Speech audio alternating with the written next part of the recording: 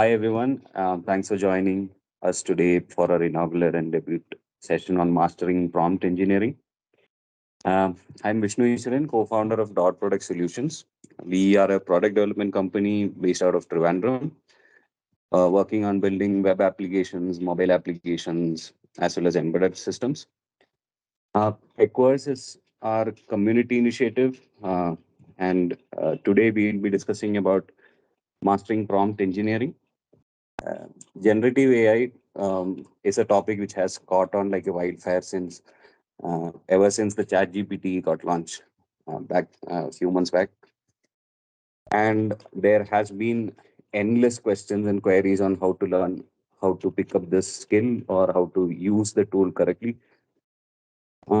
Prompting is one of the crucial part which decides how the outcome of your generated AI is. So So from our learnings, from the projects we have built using different generative AI models, we thought about sharing it with the community, with other developers, with other startups, companies, etc. So um, let me welcome Venugopal, my co-founder. So he'll be taking you through the pros and cons, how to do prompt engineering today. A quick announcement. While we are progressing through the session, if you have questions, please drop it in the chat. We'll be addressing those in the Q&A towards the end of the session. Okay. Um, that's it. Without further ado, let me hand over it to Pike. Thanks, Vishnu, for the introduction. Am I audible? Can everybody see my screen? Sure. You are Pike. Yes, Yes. your Okay. screen is also Uh, visible. sure. Okay. So, just like Vishnu said, prompt engineering is, one of the latest fields that, came about very recently. It has mainly to do with generative AI. So, if you have worked with any generative AI applications in the recent past, you would have like come across this term, or you would have needed this particular skill set to generate the outputs that you need. Myself, Venugopal, I'm one of the co-founders of Dot Product. So we are a real-time business solutions company. We try to generate real-time solutions for our customers. We are currently, through our client, we are currently partnered with Microsoft, OpenAI, and we are in the Azure AI preview program. So many of our solutions and many of the things that I'm going to discuss now are mostly tried and tested in the OpenAI or Azure AI services platform. Many of the products that we develop are mostly surrounding Microsoft. Generative AI products are mostly surrounding Microsoft products. So we have tried and tested many of these things in the Chat GPT-4 model or in the Rally models and things like that. Similar AI service products, and through our clients, we are working towards helping people, especially in the finance industry or in social media, digital marketing, other fintech companies, achieve the required results through the streaming services in most of our platforms. So that's mostly it about those products. Coming to prompt engineering, why prompt engineering is necessary is one of the key questions that that I'm trying to answer here. So, if any of you feel that you have felt this, then prompt engineering this session is just for you. Uh, for example, if you have ever felt that it is very easy to build cool demos, you go in, type something, and you are getting a really amazing answer. For example, one of my friends, he tried to put in an itinerary, like a 3-day itinerary for, let's say, Thailand or Bali, and they get an output which is like really detailed and telling him about what are the things to see and all of those things. Then he came up with an idea, why don't we try to create a travel app in which you just put in your location and then you generate the output, and you show the output and create an itinerary and automate it. then like he tried it and he was not able to get good results. So uh, summarizing it is like it is very easy to if you ever felt that using ChatGPT, it is very easy to build cool demos, but it is very difficult to make production applications. Like and like when you try to change things or when you try to vary the results or when you try to obtain the results in a certain format or you know build conditions into the replies and things like that, you are finding it very difficult to get the right answer. Then the missing link that you're probably the link that you're probably missing here is prompt engineering, and that is why prompt engineering is very necessary if you want to build things um, that can like a generative AI products that can scale. This is applicable to both text-based prompt engineering as well as image-based prompt engineering. So when I mean text-based, it is like you go into ChatGPT, type something, you are generating a result that is text-based, uh, you know, outputs, and then generate a image generation, meaning you go to Midjourney or DALI or Stability AI, and like type in your input, and you're not getting the output that you require, then the missing link is prompt engineering. Okay. So without further ado, I'd like to start the discussion by actually, like one of the missing links in prompt engineering is actually we don't visualize the problem. So just to put everyone into perspective, we have to visualize the problem. First of all, then only we will be able to like visualize the solution also. So just visualizing the problem at a high level is like an LLM or a generative AI can be thought of like an intern who at your firm writing content, or a junior developer writing some code, or a junior salesperson pitching to a client, or like a designer in your firm or a junior designer in your firm generating his first designs and outputs and sort of. Right. So initially, at an intern stage, they will not be able to generate the output that you want. Okay. So why this is because uh, mostly interns, they lack context. They don't know who they are generating things for. They have no feedback because uh, they are not mostly directly not talking to clients. They lack experience, right? Like they don't know possibly if it is writing content. They don't. If you are writing content, they come from, let's say, a BA English background, and then they are writing content for tech industry.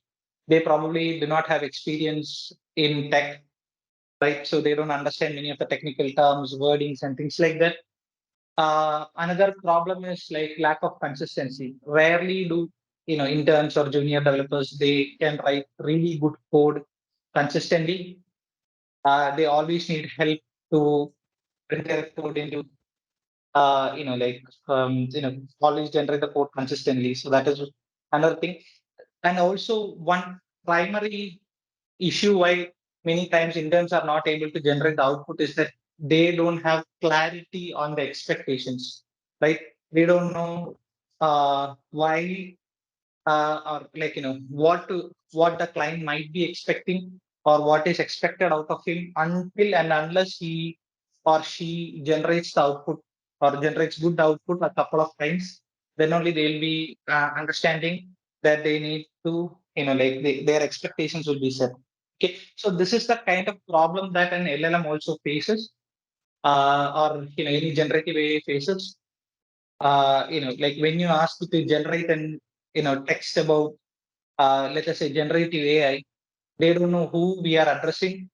Like it does not know who we are addressing. There is a lack of consistency. They don't, like it does not know what is the output expected of these things, but it tries to generate something that it thinks that it fits the expectations. So that is why we usually have lower quality output. So just like in the real world, we solve these problems by mostly like kind of not putting an intern just giving him a task and just like expecting to generate output. The usual technique that we use is we provide an orientation. We tell him these are the things that you need to do. They go through an orientation. You tell them these are the things that you need to do. These are things you need to generate and so forth. We give them style guidelines or an SOP, things like that. We give them mentorship. We give them reviews. Okay. And some mostly we give them case studies. We give them examples, right?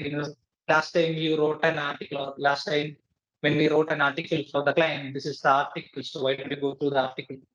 Things like that. So these kinds of, like, um, these kinds of support actually help the intern, succeed in accomplishing his task. So similar methodologies are the ones that we have adopted in prompt engineering. The basic principles of prompt engineering are all aligned with this philosophy. Um, so, uh, so this is how you can think, visualize how the problem is solved. Now, without further ado, I'm proceeding forward to, like, the fundamental building blocks of prompt engineering. I hope there are no questions till now. Any questions? No. Okay. Uh, so the fundamental building blocks of prompt engineering is like we have to give it a little bit of context. We have to let it know what the result is or the expected result is. We have to give a good explanation of what to expect and how we can, like how to detail out the generation. What is the audience that it is generating for? What is the tone that it is generating? It should generate in, and then we have to, like, kind of expand from there and then figure out what is the best solution that works. Okay, so this is a framework. This framework is called as a create framework. This is mostly, the one of the leading frameworks right now in prompt engineering, and is most commonly used in, most commonly used nowadays. We have used this framework for many of our clients and found like really good results. Whether it be legal documents, whether it be, like construction, like social media, things like that. We have tried out this framework, and we have gotten really good results. Just jumping into the details, this is sort of like a cheat sheet for your create framework. So just stepping into details of each of these things. First line is actually, or the first thing that you have to look at is context. So one of the easiest way to provide context to LLM is through assigning it a role. Okay, so if you have ever looked at, gone into ChatGPT and typed in, write a job description for a, like a journalist or a software engineer or something, you will see that it will generate a very large amount of text, identifying what are the, like parameters, or what are the, what are the roles or job descriptions that fit that particular role, and then they detailed out things like, these are their expectations, these are the kind of, requirements, these are the things that you need to meet, and so forth. So there's a lot of understanding in most LLMs, and especially in ChatGPT, in which it understands, or it gets a lot of context by looking at a role. Okay, so if you are somebody, let's say you are coming from auto sales background or finance background or something, and you want to generate something, then one of the easiest way is to just tell it that particular role. Okay, for example, if I take the story of my friend who tried to create a travel itinerary, the first thing that he should have started would be like, assume that you are a travel agent, or you are a, head of a travel agency.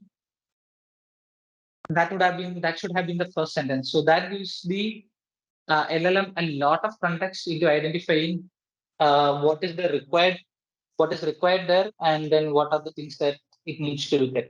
Okay.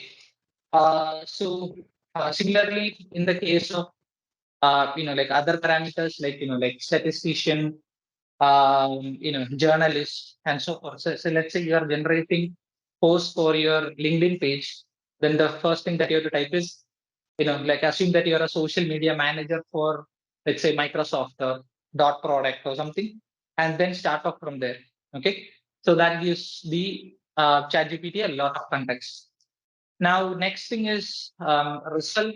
You need to explain to ChatGPT with what kind of result you are expecting. Okay. For example, is it an email? Is it an article? Is it a social media post? Is it a business plan? Is it a review? And so forth. Okay. So, and even you can be very detailed about the result. For example, I want the results in a table. Let us say you are a auto sales person and you're using ChatGPT for your day-to-day needs. Then one of the best ways, like type about the result is, let's say you are comparing two cars. Let's say Tata Harrier to Kia Seltos. The best thing to do is like compare Tata Harrier to Seltos and put the result in a table. Okay. So now ChatGPT understands that the result needs to go into a table and it generates the output in that format, right? It doesn't just, uh, like talk about, you have to put everything into, it understands and generates the text and content based on the result. Okay. Now, explanation is where you have to detail out what is the like output, or you have to detail out what are the things that you need to compare everything on. Okay. For example, let us say you are saying something like, like I want to compare the two cars based on engine performance, comfort, interior, all of those things. Then you need to put that into the explanation so that it is very clear to the LLM that okay, these are the things that it kind of needs to compare with. For example, if we do not put that explanation, what might happen is it may just compare it on price or online reviews and things like that. Okay. So that might become a big problem. Okay. Or that might not result in the expected results. Okay. Next thing is audience, which is very clear. You sell to your audience or you generate it to your audience. So your audience can be like a car enthusiast or a like a general consumer or like a taxi driver. Okay, so that gives the ChatGPT some context regarding what might be preferred by your audience, and then it can alter the output based on the audience. Okay. Um, Next thing is tone. Okay. So, this is one of the things that we have felt is like really important when it comes to generating content for emails, articles, like social media posts, things like that. Here, the main thing is, you need to put in a tone, like, for example, if it's email, you want to put a professional tone or a casual tone. For social media post, you want to generate something like, like analytical or humorous or something like that. Okay.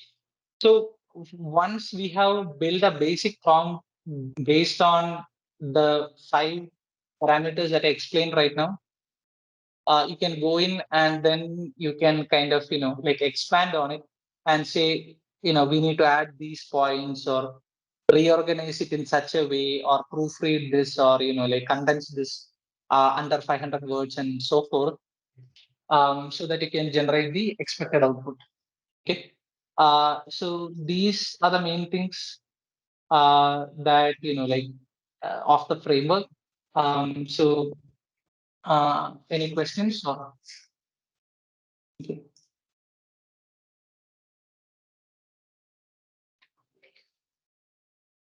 Okay.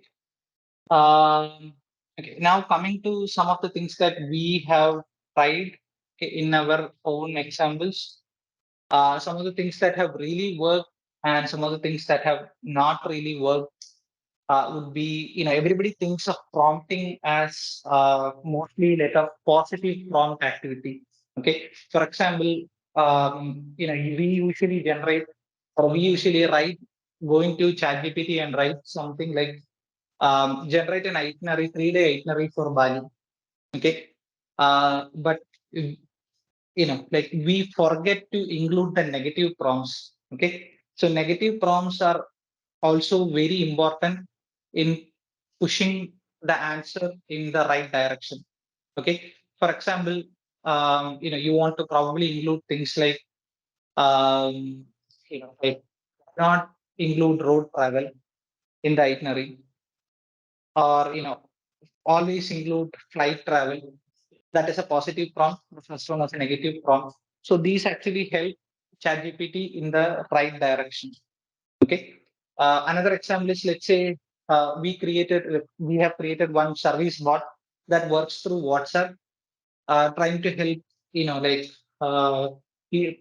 trying to help the customers with their regular day to day issues with their network and computer. Okay. So here we put a positive prompt, like let's say they are saying, I'm not able to connect to the Wi-Fi. The positive prompt would be generate an answer to the problem. I'm not able to connect to the Wi-Fi. That is one part. And then we say add additional points like answer as bullet points. Okay. So that gives, or answer as a numerical list.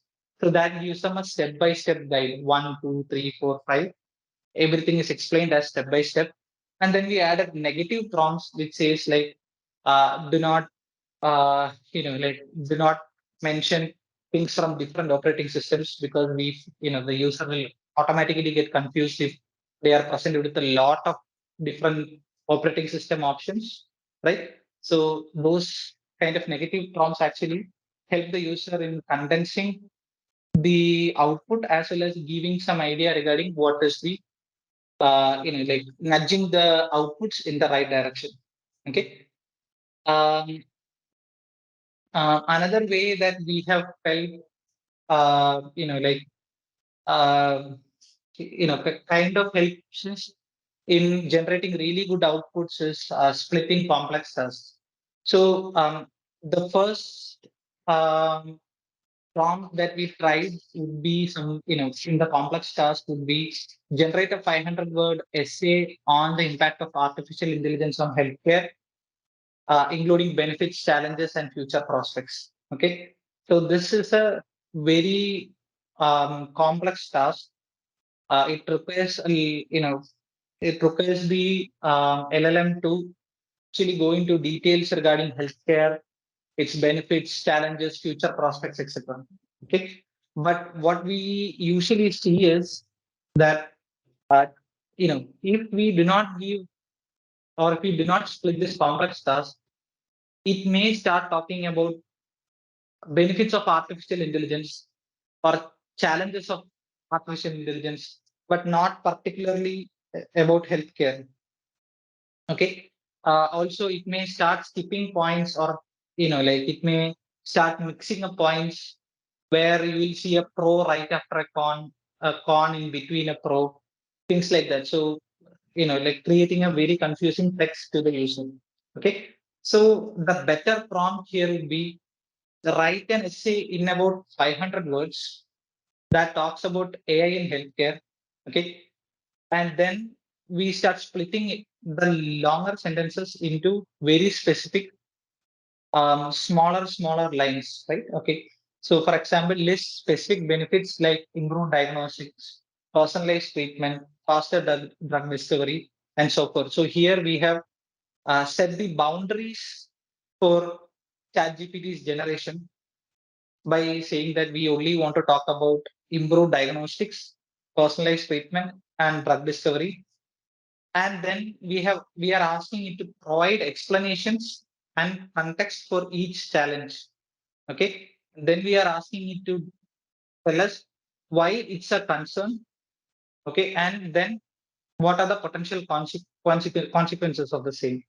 Okay. So this, kind of gives a lot of detail on what is the expected output, what are the things that you want to generate, and so forth.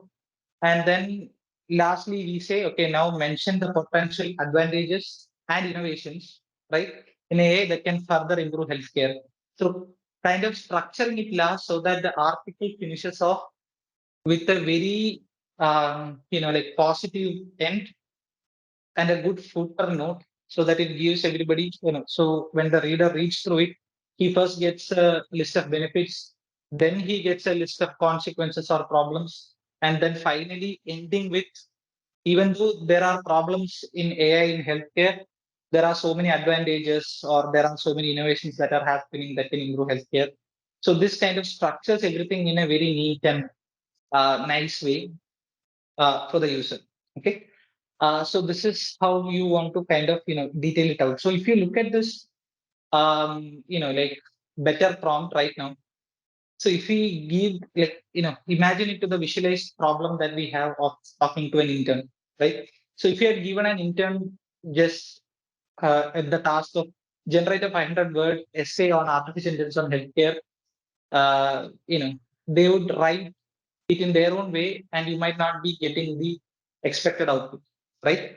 But think about the better prompt in which we are kind of like detailing it out, and if we give this to an intern, the intern will be able to understand or expect what is what is the output, what are the things that they are expecting, what is the order in which things are expected, and so forth. That really gives a lot of context. Okay. Any questions so far?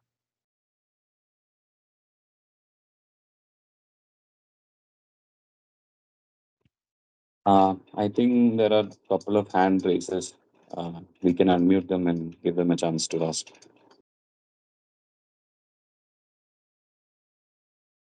Hey, so my name is Ramesh.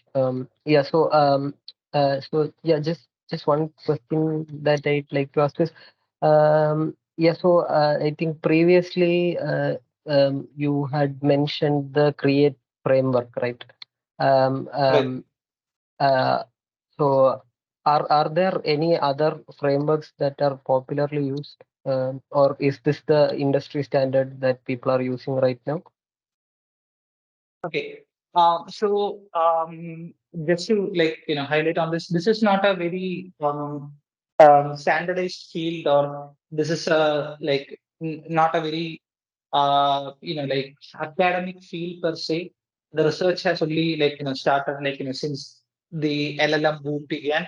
So there are a lot of hypotheses on how we can build good prompts. Okay? So there are many frameworks already, like Scamper is there, like Fund is there. There are so many frameworks that are already like that people have hypothesized about. But essentially, it all comes down to giving better context, better explanations, and better results. Better understanding of the results for different for the prompts that you are putting in. So there are many frameworks, and nobody has actually benchmarked any of these frameworks. It is just our, from our experience, we have felt that the Create framework is a little bit more clear and a little bit more thorough. That's why we have suggested it. But I would say it really depends on what you're trying to do. The more complex the task, more elaborate your framework should be.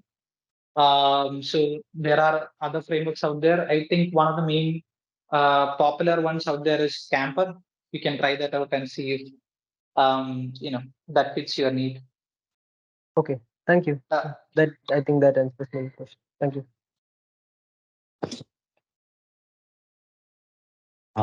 Anybody else?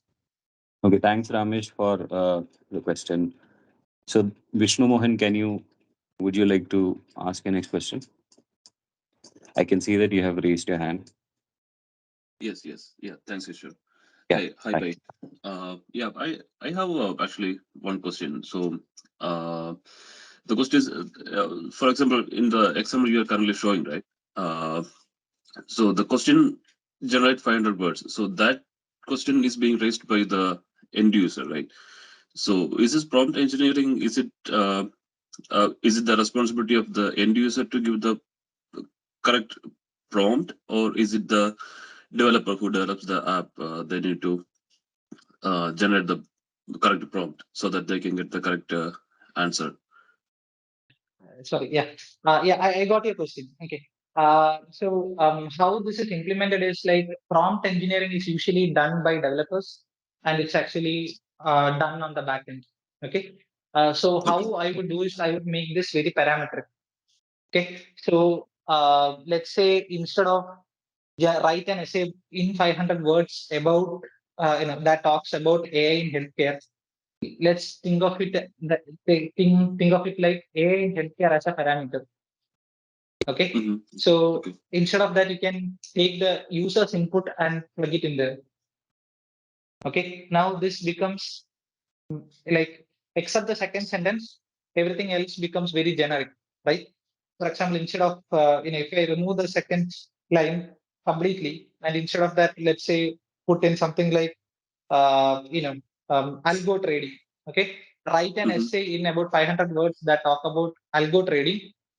Provide explanation and context for each challenge, why it's a concern, why its potential consequences, mention potential advancements and innovations in algo trading that can or innovations that can further improve algo trading, right? So we just removed AI in healthcare from the paragraph in two places, and then plugged in algo trading there. Okay, so that is how you want to kind of put this in the backend. Okay, so the user input always, the UX experience or the user experience should be that the user should be putting in minimal things about the things that they want to do, and we should be adding all the context in the backend. Okay, and not expect the user to actually put in all of these context. Okay, so that's how we would use it. Did I answer your question, or do you have further questions? No, yeah, that answers my question. Okay, Thanks. thanks, Vishnu. Thanks, Vishnu. So, Vignesh, would you like to share your question? Yeah, thank you. So this better prompt that you have mentioned in this slide, right? How does this equate to the create model that you have? Like you have every like CREATE, right? Where Okay. that C come from here in this example? Can I equate, or is this a different example for that? No, so this is mostly the explanation part. We are just elaborating on the explanation part of the create framework. If I would prefix this better prompt, I would use something like like act as or imagine yourself as an expert in an expert academic writer or a journalist or something. So I'll define a role first, okay, and then I'll say write an essay in about 500 words, so and so. So this is more like an elaboration of the explanation part. The other parts, now we need to fit this explanation into the create framework, and then we can suffix this better prompt by adding things like now generate the article or generate the essay in a professional tone or a casual tone and so forth, and then then it will come and then it will fit into the create framework. So to answer your question, this Yes. particular example is actually an elaboration of explanation part. The rest of the things need to be done to fit the framework. Yes, makes sense. Thank you. Thank you. Any other questions? Okay. I don't see any other raised hands, so I'll continue.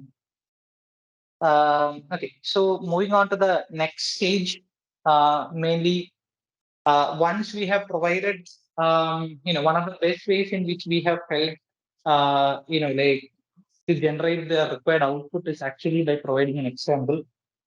We have used, as I mentioned, in our service bot or any of our legal document frameworks or things like that. The best way to actually get the required output or like generate the required output in a specific way is to actually provide an example. In this case, I have tried out, or the example that I'm showing you is an attempt by our team to generate a good brand slogan for the company. Okay.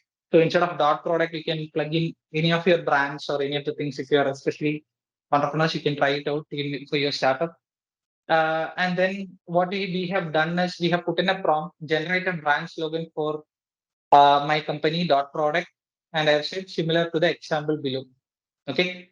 So if you look at and for the examples, I have given Nike as one of the examples. Okay. Example one is Nike, and I've done just do it. That's what I've put there. Example two, example three, Apple, Coca-Cola, McDonald's, and so forth. So these are the examples that I put. So from this, ChatGPT sort of understood that the output that we are looking for is 2 to 3 words. Okay, it should be more like lifestyle marketing than specific explanation. Okay, so through all of these things, it got a lot of context to understand what is expected and then what is kind of output it requires. Okay, so the output it generated is one, unlocking possibilities, and two, connecting the dots. Okay, so it was able to generate an output which is like very short, very small, and like having a lot of different like not a lot of words, but it was able to generate something that fits our examples. Okay, now if I put the same prompt without the examples, you can see the original output is dot product, connecting the dots to your success, which is a very long sentence, right? So see, how we can skew the results in the direction that we want based on, based on by providing examples. Okay. So one another way to do the same in your own cases, like suppose, this is another example of somebody who wants to generate an article about something, but they want sort of like a brand wise, or let's say your style.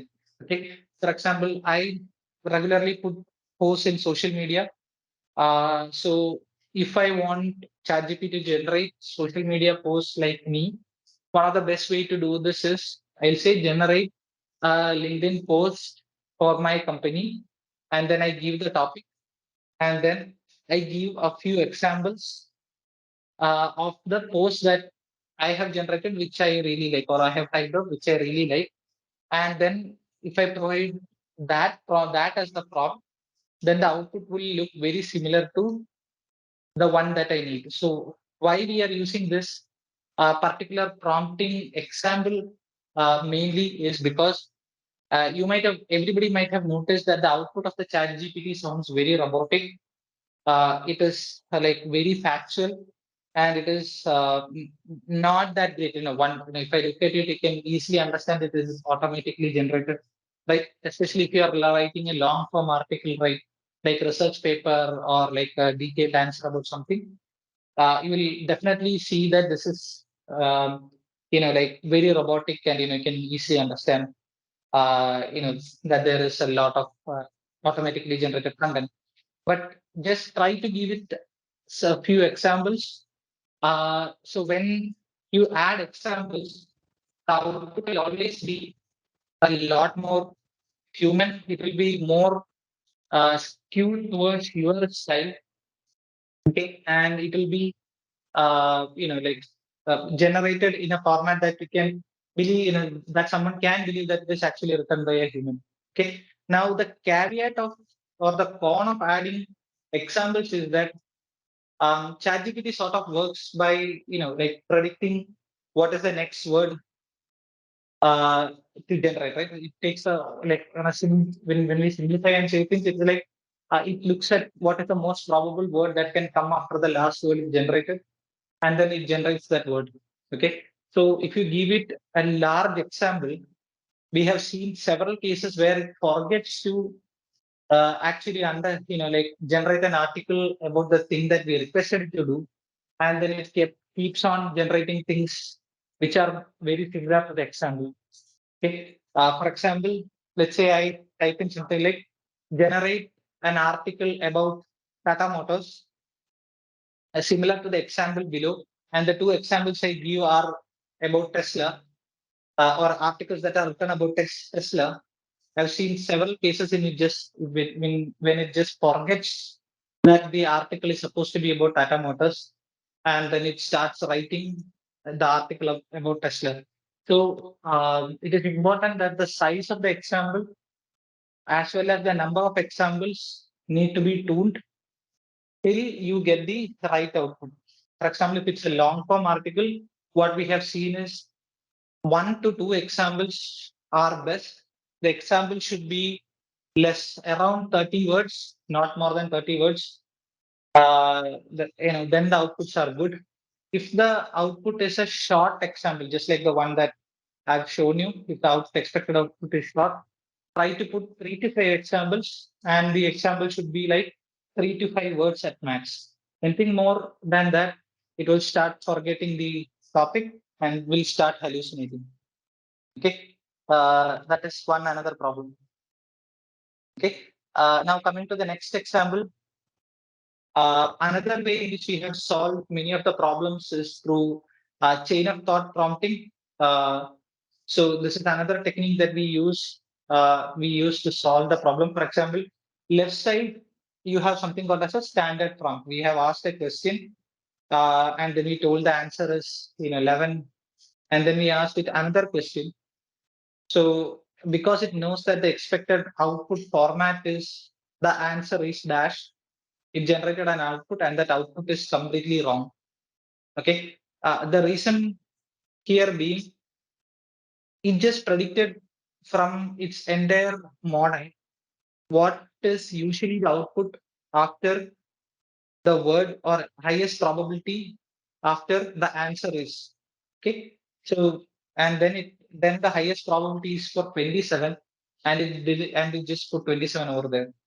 Okay. So and it generated a completely wrong output. Okay. But take the case where we use chain of thought prompting. Okay. Chain of thought prompting is where you try to like kind of nudge the model by giving it an example. The example is a little bit more detailed, right? So the probability metrics is kind of like we are trying to skew the probability metrics, or like nudge the generation in the right direction. Okay. In the second example, what we have actually done is we have taken like we have explained it by saying Roger started with 5 balls, then there are 2 cans, so and so there. So adding these things together, the answer is 11, and so forth. Okay. So when we use this technique, ChatGPT was forced to explain its own answer.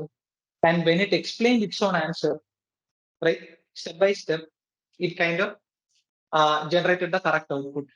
So this is one of the techniques in which we try to divide the output into step by step, into different steps, so that we get the right output or the correct output. Okay. If it were not for the step by step division of the output, if we did not have asked, if we never asked for a step by step output, it would probably generate the wrong answer. Okay. I'll tell you why this is very important. For example, you might have heard about cases where there was this one case, I think it was in UK, where a lawyer was fined because he used ChatGPT to generate notes for his legal case. Okay.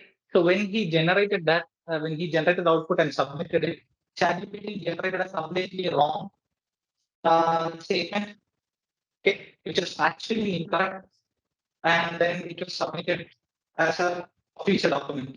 Okay.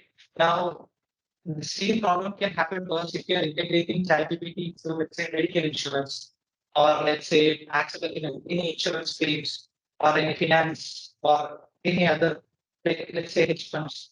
So, we are working mostly with hedge funds. So hedge funds, if you integrate that into the financial places, finances, let's say mutual funds, right? Any of these platforms, if we integrate ChatGPT without chain of thought prompting, if we don't divide it step by step, there is a large chance that there is going to be factually incorrect information.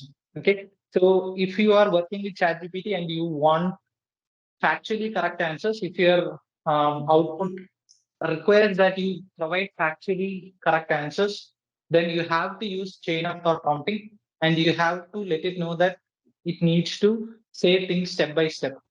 Okay, for example, in the case of motor insurance, if you say that my car got into an accident, I have submitted these documents.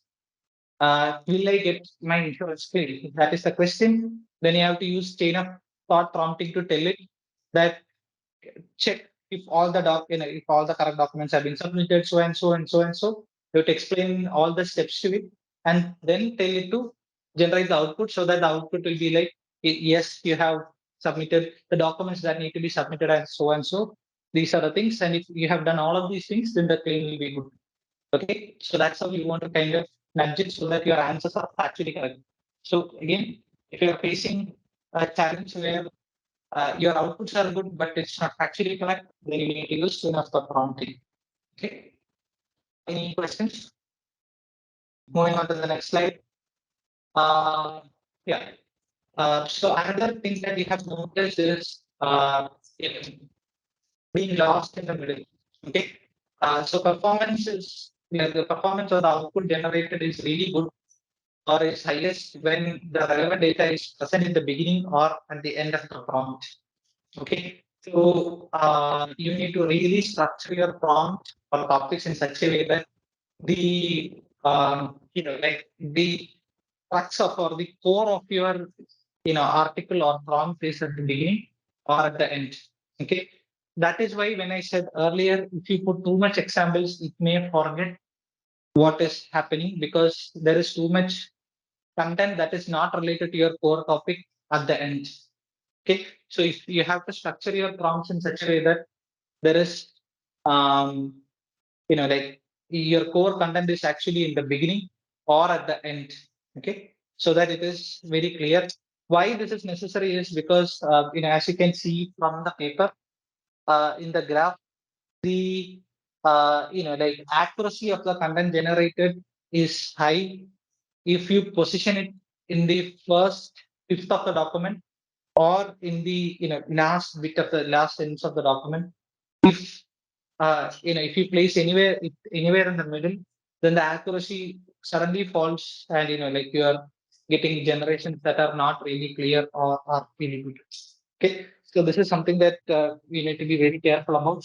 Uh, many a times we engineer all the prompt, but we forget the fact that we need to put the topics in the beginning or on the end, or else many of the things that we like the generation that we want, that is not going to be really good.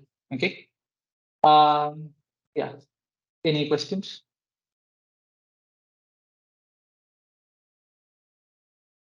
Okay.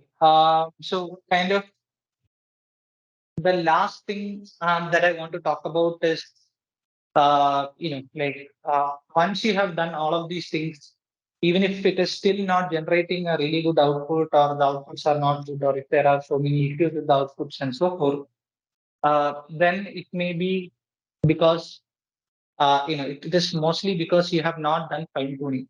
Okay, so fine tuning is the process in which you like better a prompt by reorganizing your prompt or restructuring your prompt so that all the context and everything is there, but they are spread throughout your prompt so that you can generate a good output.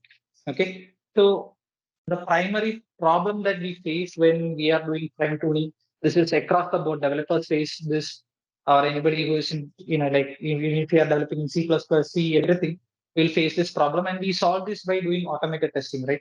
For example, if we have a performance issue, we'll never ever write, like we will never ever test it manually. We usually write a unit test for the same, right? And then we will look at the unit test output and say whether the change that we did had improved the performance or not. Okay, so that is mainly how we kind of do the fine tuning or evaluation. Okay, so the one of the main ways in which you can test this again through prompting. So here we have used the create framework and given like created a prompt in which we are saying like we have given a role of a teacher who is grading notes, okay, or grading a quiz, okay, and then we have explained the role Okay, the input is a student's answer. Okay, then we are giving it a true answer.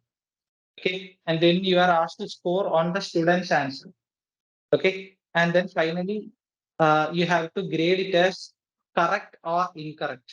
Okay, so the inputs are one, a question, second, student's answer, third, true answer, that is the answer that you know was generated, and then a grade. Okay, whether it is correct or incorrect.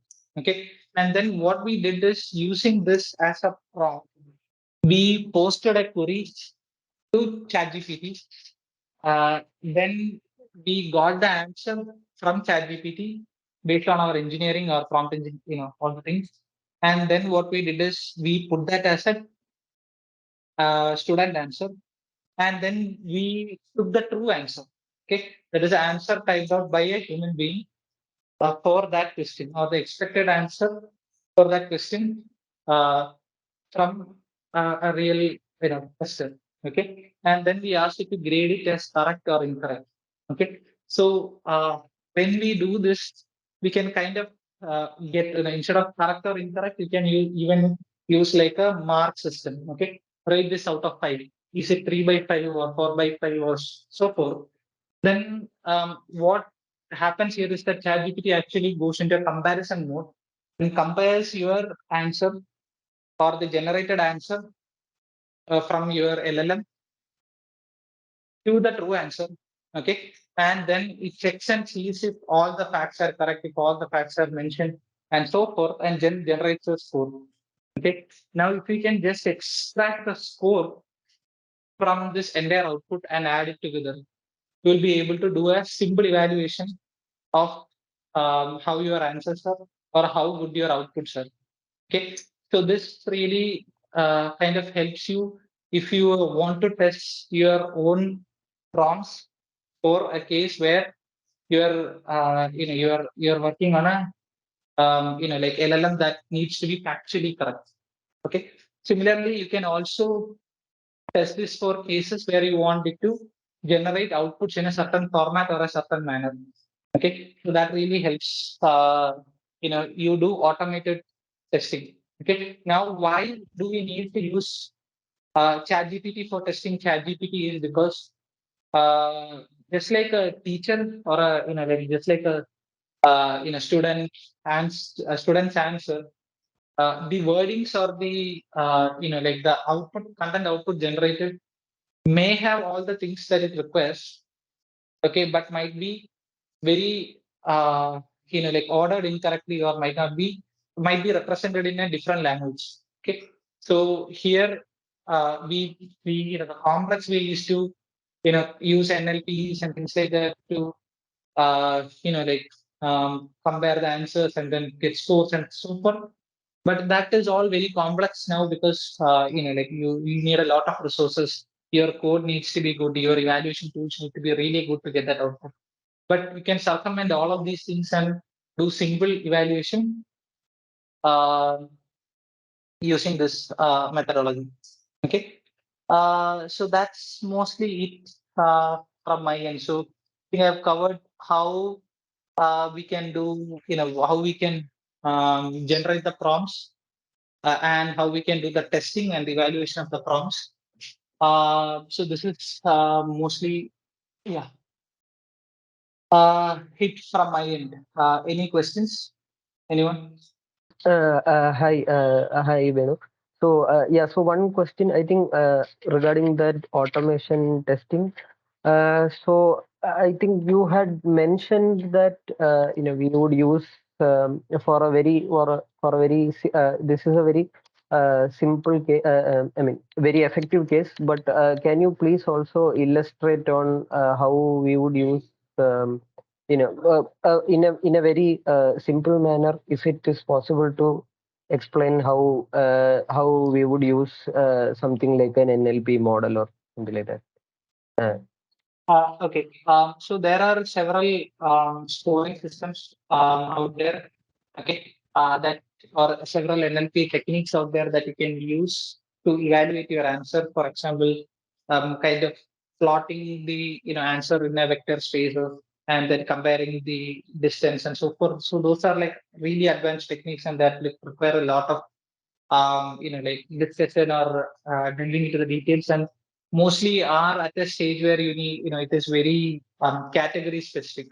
Okay. For example, if you are working in the, let's say, news industry, and you want to, you are generating outputs based on a particular news, then many of the NLP techniques that we have at the moment do not work there, right? For example, if you are asking the question, does my chat GPT or does my output generate, if you give it a list of articles and ask it, like, what are the articles regarding basketball in the list, you will see that it will not come up with good answers, because NLP models, or sorry, NLP techniques do not have a lot of context information, right? For example, there might be articles about NBA teams, there might be articles about NBA players in the list of articles that you have provided. But since your NLP code does not know that basketball and NBA are the same thing, okay, or like are very similar things, it will not be able to filter out the right articles from the list. Okay, so this is one of the primary challenges that uh, ChatGPT has, like, or LLMs have also solved. Okay, so that is why it is always better to test an LLM using an LLM itself, because it is very difficult to bring in all of this context and all of this like the information into an NLP model or an NLP code, and then do your evaluation. Okay, so does that answer your question? Yes. Thank you. Thank you. Okay. Anybody else? Any questions? You can raise your hands or like drop your question in the chat. We'll be answering that. So yeah, again, Vignesh, once again. Yeah, this question is not specific to prompt engineering, but what are some of the most interesting use cases that you have used ChatGPT in for your clients? It can be anonymous, obviously. So, which is very different use case to what we are generally seeing on what you have showcased here. Okay. So, like really interesting use case. Like there are a lot of general use cases where we have used ChatGPT, which is like very common out there. For example, we have created service bots that kind of help a user and guide a user step by step in resolving their problems, like Wi-Fi is not connected or internet is not working and so forth. Those are like kind of general examples, but we have also used our own like systems, or in solving finance problems, right? For example, let's say like you are trying to invest in a mutual fund, and then you have questions about the mutual fund. So those are the kind of things that we have used, like mutual fund or a private equity. Okay, so in the case of private equity, the information is actually in a sealed box, usually not like displayed on a public forum, or does not appear in Google search and so forth. But if you are a potential investor into that private equity and you want to understand the investment philosophy or have questions regarding their policies or things like that, then one of our service bots can really help in integrating that part, and like you can ask questions. Your customers can log into your portal, ask questions, and they will get really good outcomes. Some of the other things that we have really used is for accessibility point of view. For example, accessibility is something that nobody generally talks about. Uh, Here, when it comes to design, when it comes to like any kind of articles per se. For example, let's say you are developing a website and your button is too small to be on an iOS screen, right? So there are and it is not clickable for an average human, then that is another that creates one accessibility problem, right? Similarly, you are using, let us say, a particular image instead of a text somewhere, right? So that again creates a problem that the user, let's say if it's a blind, if he or she is a blind user, then they will not be able to read or understand what is there in the image, right? So in those cases, we have used ChatGPT to improve the accessibility or bring in accessibility parameters as per guidelines developed by like different organizations into your website. So automatically that helps users review their websites and like bring in accessibility points and things like that. Other than that, what we have done like very uniquely is like bringing brand voice capability for our article generation, where we like suppose if you want to suppose if brands want to generate articles or review their documentations or websites, blogs, articles, everything, and make sure that it is consistent with their brand philosophy and brand voice, and thus avoiding any conflicts in output that they are presenting to the customer base or user. We we have like that is something that we have done using ChatGPT, so that it clearly checks and reviews each and everything in your website and make sure that it is meeting a particular brand guideline. Similarly, we have also there is also one application in which we have used the same methodology within Sigma to make sure that it is fitting all the right like design guidelines. The content is fitting the design guidelines, the designs are actually fitting the design guidelines, and so forth. So some of these things, like for example, especially in the case of design, it is very hard for users to kind of figure out whether for users to figure out whether all the components in the design are actually falling within the design guidelines. Okay, so this helps. So you can use automated tools with the help of ChatGPT to give it guidelines and ask it, and then pass on to image, and then it can check whether at least most of the design guidelines are followed. So these are some of the like applications other than text generation that I've seen. This is all text generation, but other than the core text generation capabilities that we have used, and I have seen other people also using it. Does, Thank does that answer your question? Yes, yes, it does. And Okay. follow up question to that, right? When you are giving these prompts in that, uh, let's say that you specified that the ordering of the prompts are important, right? So is this something Right. that you'll have to test yourself in the sense when during the development phase to show that which order gives you the better results, or is it something that again you will have to somehow code it in yourself to give better answers based on the type of uh, requirement that you have? I hope Okay. my So yes. So yeah. So here, I would say the general trend nowadays in the industry is to use a prompt library and put in tried and tested prompts in the library and then share that with the user. Okay. So answer your question, yes. The first one, like the developer or the product team has to evaluate and test every prompt that they are using. There is no automated way to solve the ordering problem or the structuring problem. Similarly, articles that are generated based on one prompt may not work well. The output may not look good if you use the another prompt, even though both the prompts are almost very similar. So these are kind of problems that people have.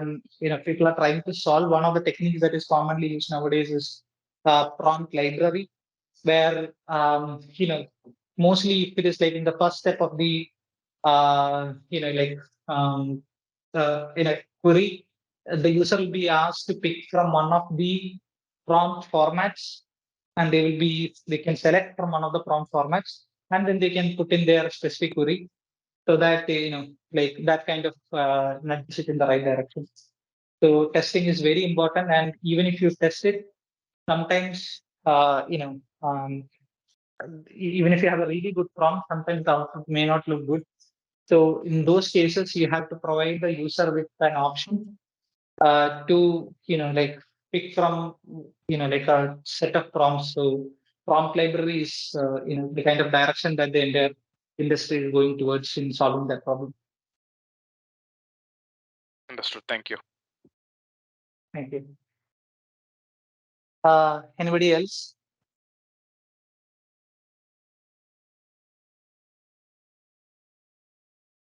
I think Varun.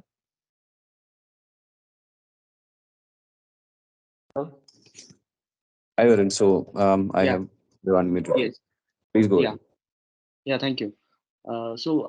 Since we are talking about prompting, I was just, this is. Can you give a comparison, like the kind of prompting that requires for the image generation is totally different from what we have seen right now, right? It is for Yes. making the art, the content. So, what is your take on that, and how different is this? And if you can elaborate on that as well, then that would be good. Sure. Okay.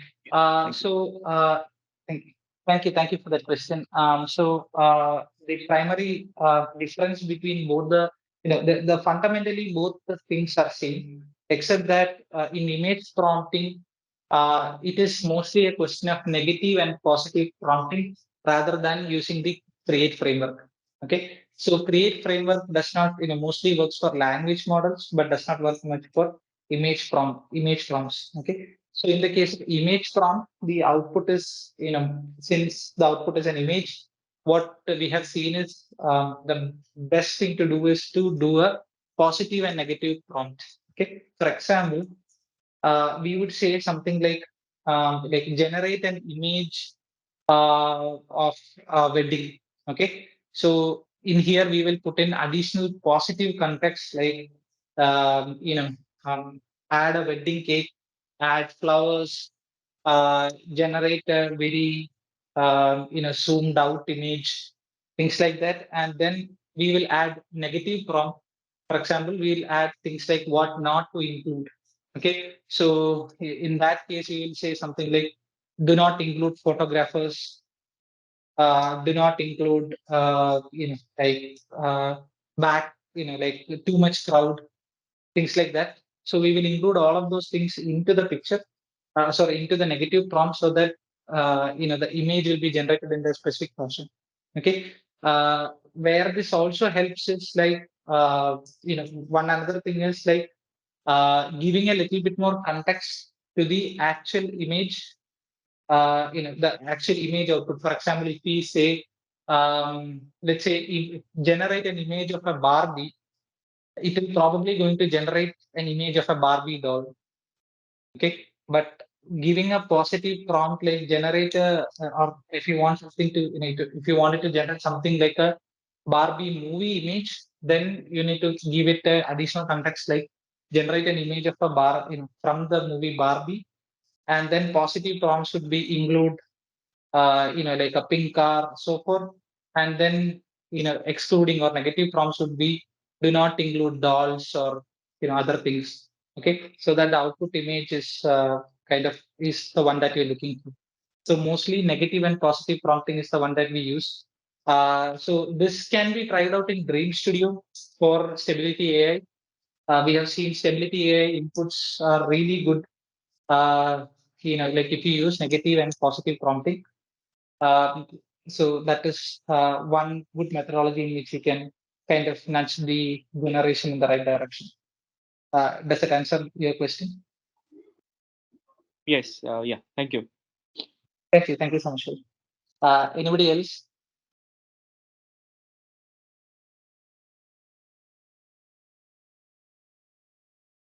Uh, Not okay. So to wrap up, I hope this session was informative to all of you. This is the inaugural, like session of Dot Techverse. We want to kind of, our goal is to try and conduct a session, one session at least every month, so that we have an expanding community, and we have a supportive community that supports each other.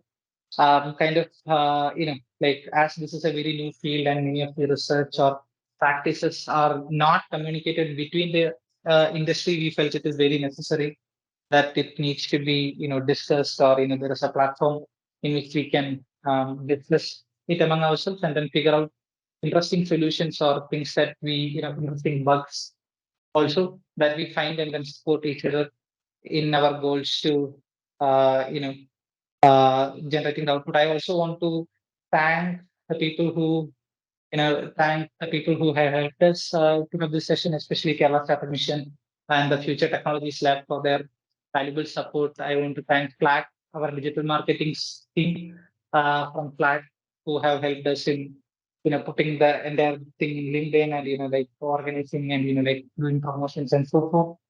I'd also like to thank all the partners who have joined, and then the and especially my colleague Ramesh who helped me put together this slide. So yeah, I'm sharing all the contact information. There is a forum available. The link will be in the chat. We are sharing the link within the chat. So if you have any questions or anything that you want to experiment with, or if you have any questions that you want to discuss, kindly put that in the forum. Our team will be monitoring that regularly and trying to answer or solve your problem. We also have a Telegram group for discussions or a WhatsApp channel for discussions. The links are also in the chat. So please join if you have any questions. I think that's it from my end. Thanks everyone. Thanks for joining in. Over to you, Vishnu. Thank you, Pai. So I don't have much to add upon that. Thanks everyone who have stayed so far, and we hope to meet you again during our next installation. Okay. Thank you. For any queries, you can write to us at contact@dotproduct.in. That's there in the slide up right now. And as Pai said, there is a group for discussions in Telegram, whose link I have already shared in the chat session, as well as there is a WhatsApp channel where you can come and get updates on what is happening in the AIML field, what's happening and hot in the tech field. So thank you everyone. So we will be sharing this slide, the session slide, with every attendee. So you can expect that to hit your inbox soon. We'll also be sharing it through the mentioned channels, whichever is easier and quicker for you. Thank you. Thank you so much. Bye. Thank you. Bye. Bye.